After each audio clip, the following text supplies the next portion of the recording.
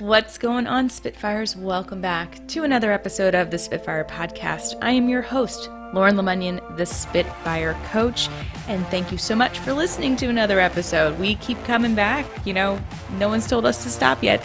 So if you like the show, make sure you leave a review, Apple Podcasts, Google Play, on our website. We'd love it. Make sure you're subscribed, tell a friend, and let's get going on our next episode.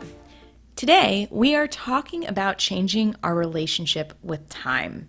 This has been a concept I've been playing with the last year, especially during the pandemic, where we've faced new constraints. We are feeling very taxed in new ways, and with reopenings happening, with widespread vaccinations, we're now seeing kind of a pull in a different way, where our social circles are demanding our time. Our kids now have activities. We're traveling. We're going on vacation. And so this is a nice reminder for you to start viewing your time a little differently. And last week I did an awesome workshop with a group of diverse-owned small business owners.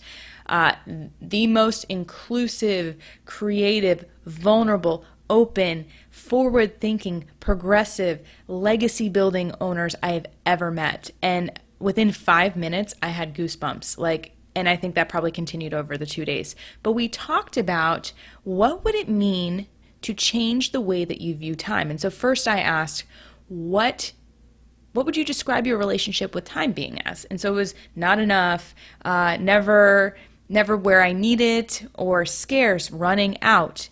And I said, oh, that's interesting. Time is just scarce. Time is leaving you. Time is competing with you. Time is your enemy.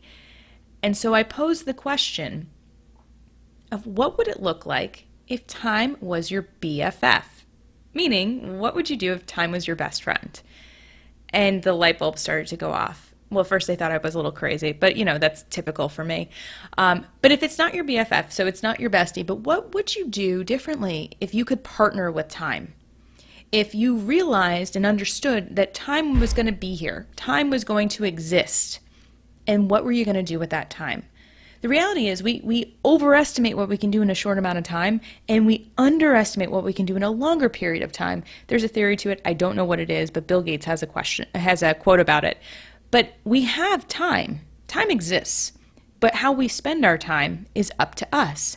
So if we're in this constant rat race, this cycle of not enough time, not enough time, not enough time, what we spend our time on are frivolous, non-essential things because we don't think that we have enough time to focus on the important things. So we get distracted with social media, we get distracted with clickbait articles, we get distracted with staring at walls. This happened to me a couple days ago.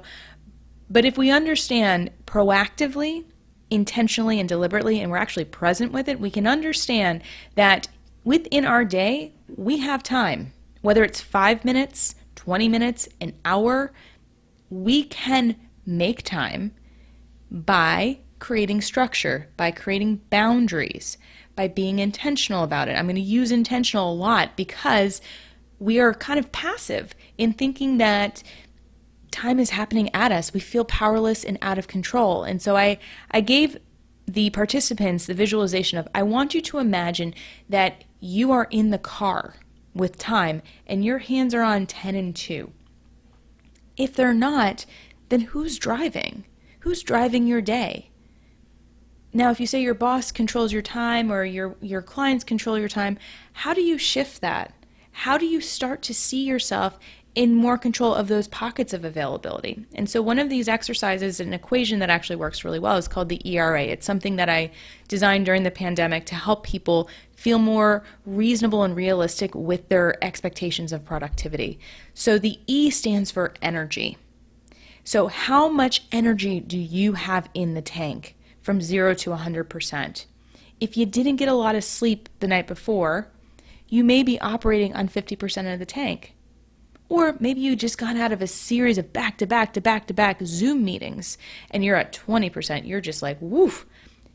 Just taking that temperature check allows you to feel more in control because you're like, listen, I know where I'm at now. I'm not pretending that I'm this robot machine that needs to be firing on all cylinders.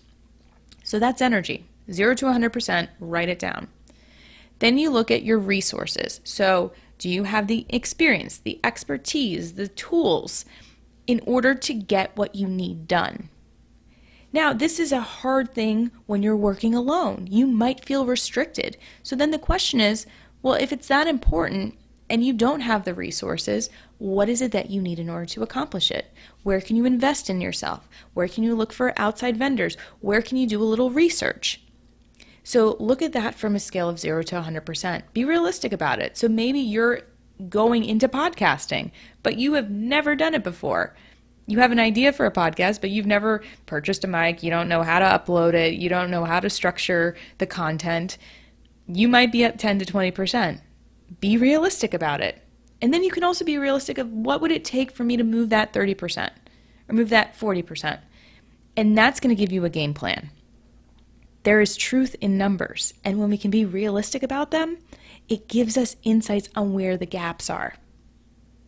So we talked about energy, we talked about resources, and the A stands for availability, meaning when you look at your calendar, where are there pockets, where are there gaps, where there aren't pre-scheduled meetings? And so this is where you also need to be very honest with yourself where you're spending your time. So if you know you have to pick your kids up from school, or you know that you're taking your dog out for a walk, make sure that you have those noted, because those are real commitments. Those are things that will interrupt your day, that will not give you those big 2-3 hour chunks of time. So look at your schedule. When you see those blocks, add them up. How much availability do you have in your day? You may have more than you think. But if you are taking that time to be distracted, to, go and scroll, do the doom scrolling, well, we don't really doom scroll anymore, do we? Isn't that so refreshing? But you might be inadvertently getting distracted because we're not being intentional with what we need to do. So let's use an example. So we're going to start with availability. So let's say that I have 2 hours of open time today. And then I look at my energy. So I didn't get a lot of sleep last night. I got maybe like 5.5 hours. Yes, I know I need to do better. So, but I'm feeling pretty good because I'm doing a podcast right now. And, I've worked with some good clients. So I'm probably at like 75%. And resources, I'm actually feeling like 100%. Like I've got exactly what I need to move through. So we multiply those. So we take the 2 hours, obviously 100%, it remains 2 hours, but then we're going to look at the energy, and that's going to be 75%. So we're operating with like an hour and a half, and I didn't calculate this, so don't judge me for bad math. But realistically, that puts me at an hour and a half of really solid work time. So that gives me a more realistic expectation for myself on what I can do. And then I can look at my list of what is it that's most important for me to get done. And I can say, all right, that's going to take 30 minutes, and I'm going to plug that in. We also want to be able to ratchet things down into smaller chunks so that we're moving and creating that momentum. So if I'm looking at my time, I'm partnering with it because I'm looking at it realistically and reasonably as my energy, my resources, and my availability are coming together. And then I'm able to assess and make a plan. Now, what else happens is when I'm able to get that project done, I'm going to find time because in doing that, I'm actually boosting my energy, or I'm finding more resources, or I'm connecting new ideas because I've allowed for more space to happen. So just by saying, okay, I have an hour and a half of productive time in this 2 hour scheduled, I've already created an opening of 30 minutes. Could you imagine finding time? What you would be able to do with that? It's pretty incredible. This concept has opened so many doors for my clients. They went from feeling overloaded and burdened by their day to seeing, how do I work with the time I have? They've been shifting their meetings that used to be an hour to 45 minutes or even a half hour, and they were using the rest of that time to either do follow-up or to do advanced planning or to just reflect or decompress. So there are so many different tools that you can use when you look at time as your ally, when you can partner with it, when you can make it your bestie.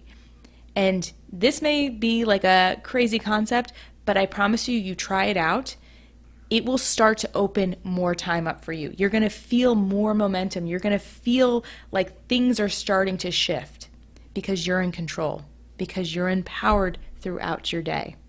So I would love to hear how the ERA is working, how your bestie time is working for you, what you're doing during your day. Are you writing each other love notes? No, you don't do that with your friend, do you? No. But I'm really curious how this shows up. So feel free to email me, Lauren@spitfirecoach.com. Let me know how it goes. If you're like, Lauren, this didn't work for me at all, I'd love to hear that too, because I will come up with more concepts and tools for you to try out. But for all the Spitfires out there, you keep being awesome.